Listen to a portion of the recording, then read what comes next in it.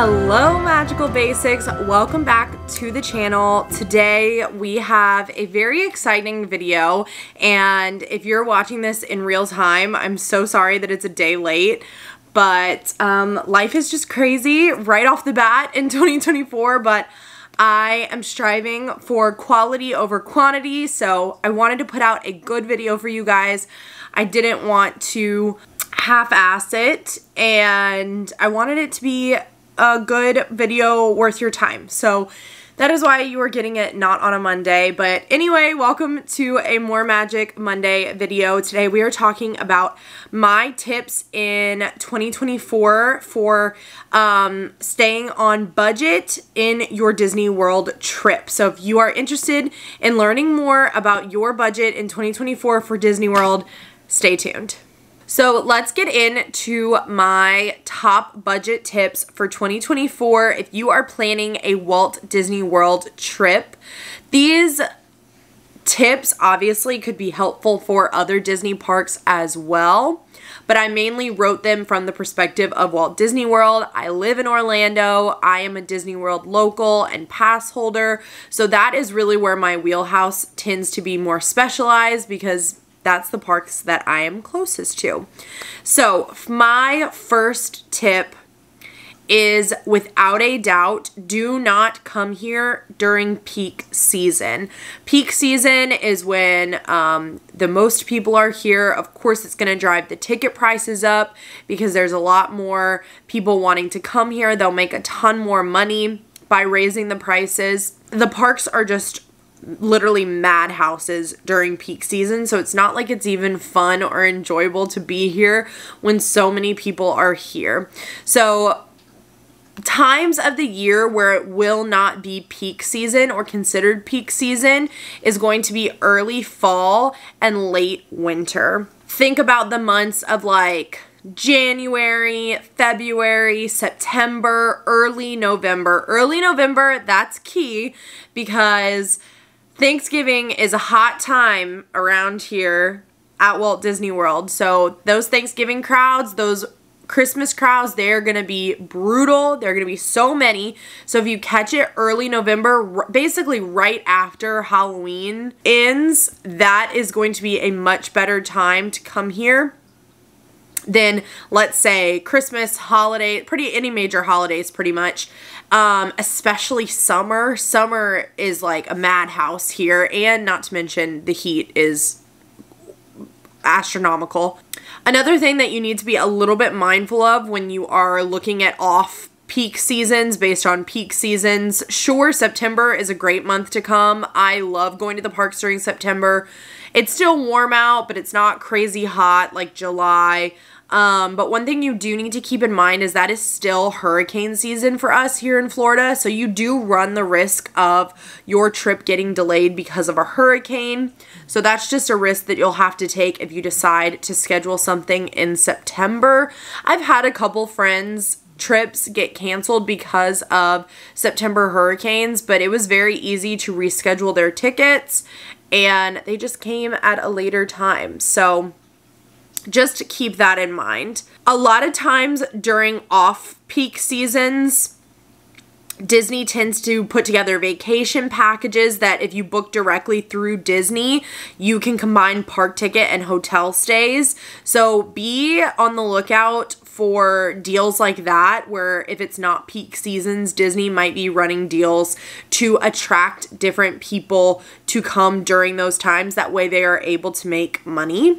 Now, those bundled deals with like hotels and tickets, they can be found year round, but 9 times out of 10, they are most common in these like less crowded times of the year. So definitely like follow different blogs or sign up for the emails that Disney sends you because you can get some really good deals if you catch it. All right, number 2.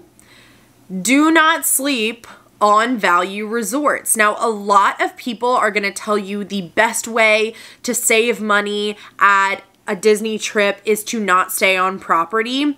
And I think that there are pros and cons to each side of the argument, but I always recommend that people stay on Disney property. I don't think it's as cost effective as some might think to stay off a Disney property.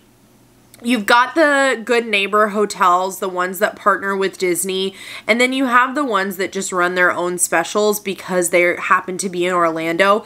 But I think at the end of the day, when you factor in transportation, things like that, extra magic hours, resort perks, I think at the end of the day, that math really adds up, and you are paying the same amount, if not getting a little bit more perks by staying at a Disney resort. And Disney has great value resorts. I love the Disney value resorts. I've stayed at every one, well, almost every one. I've stayed at all 3 of the value resorts, just not in all of the buildings. But you're looking at Art of Animation, which is my favorite value resort by far. You get that Disney theming. So you are immersed in the magic the entire time, but you are not breaking the bank. Pop Century is also a great value resort. Both of those resorts are on the Skyliner, so you have such easy transportation access to 2 parks just by staying at Pop Century or Art of Animation, instead of having to deal with a rental car, instead of having to deal with Uber, instead of having to deal with, you know, a lot of the good neighbor hotels in the area will have a shuttle, but those shuttles will only run to like Magic Kingdom or Epcot. What if you're going to Animal Kingdom that day? You have to go, what, to Epcot to catch a bus to Animal Kingdom? That's just silly. So I think at the end of the day, the value resorts are the best way to go. Also, I didn't mention, but the All-Star resorts will be the 3rd value resort, and they are exceptional as well. I love staying at any of the value resorts. It never feels value, if that makes sense. It never feels like you are getting like scrimped on or you're staying in an unclean environment. They all have the Disney standard. They all have the Disney magic. The value resorts, I'm a value resort girly, okay? I can hang at the deluxe and moderate resorts, like, don't get me wrong, but at the end of the day, I love a value resort just for how cost effective they truly are, and you still get the benefits of being an on-property guest. All right, 3rd topic. Be smart with your dining. So this year, 2024, Disney has brought back their dining plans. Now, a lot of people will say only pack lunches or bring all of your lunches and snacks and don't buy anything at all. That is a way to do it. Yes, you will save money, but my whole thing is if you are coming to Disney World, let's say you are saving and saving and saving, and you don't come to Disney that often. This may be your like once in a lifetime trip or your once in every 5 years trip or something like that. I would say take the extra time to save a little bit more.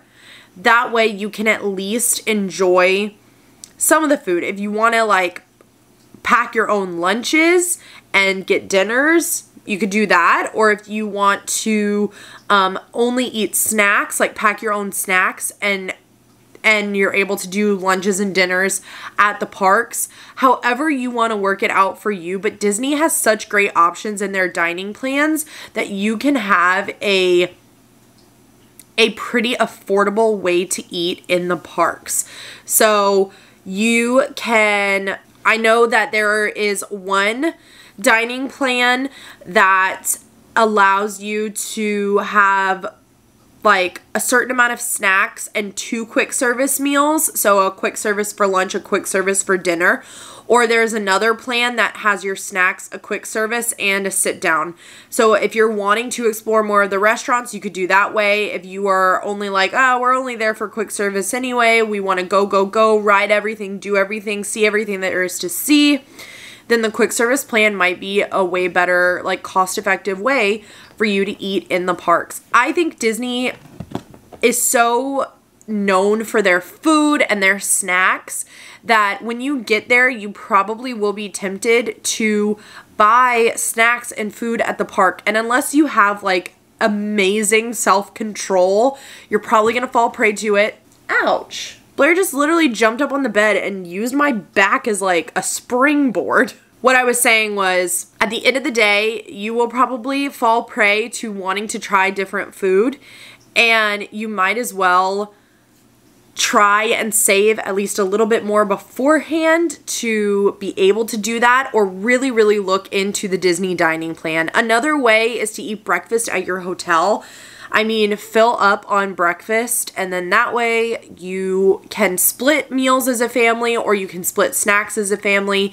There are lots of different ways to be cost effective with food, and I don't necessarily think that the best way is to not purchase food from Disney at all. We live in the digital age now.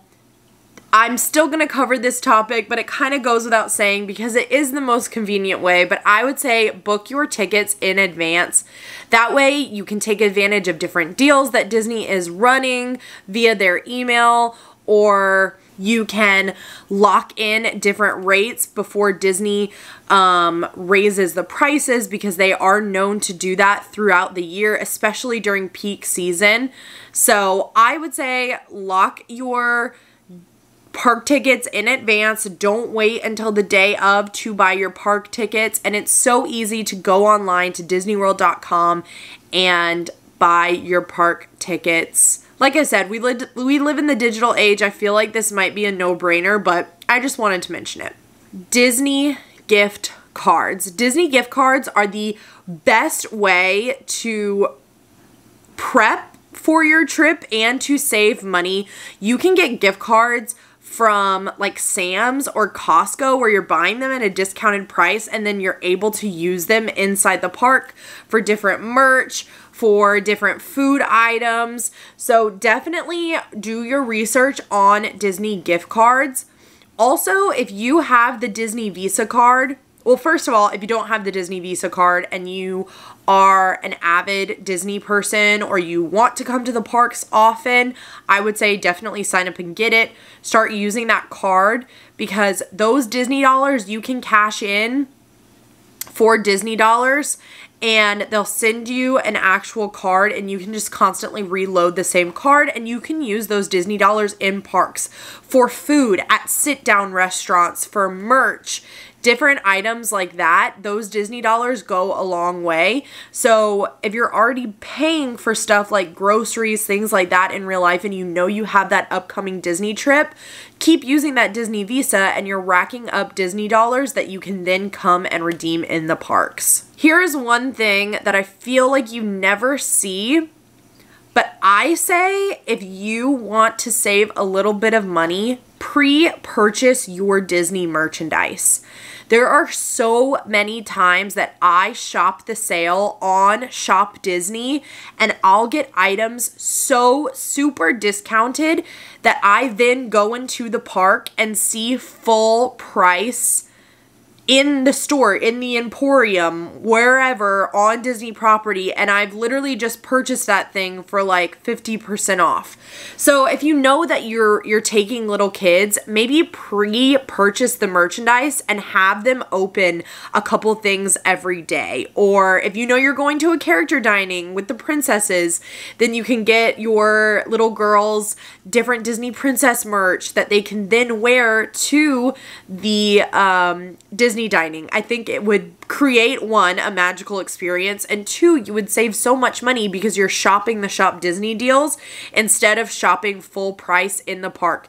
Very, very, very rarely do I ever see Disney in person marking things on sale. It is constantly on Shop Disney. So if you're looking to save and you know you want to come home with merch, I would say maybe do a little pre-trip merchandise shop on Shop Disney. All right, next point. Utilize Disney transportation, and I feel like this point is very easy to do if you are taking my advice from previous points and you are using a Disney resort, because you'll have access to the Skyliner, to the bus system, to the monorail, to the boats, the ferry boats.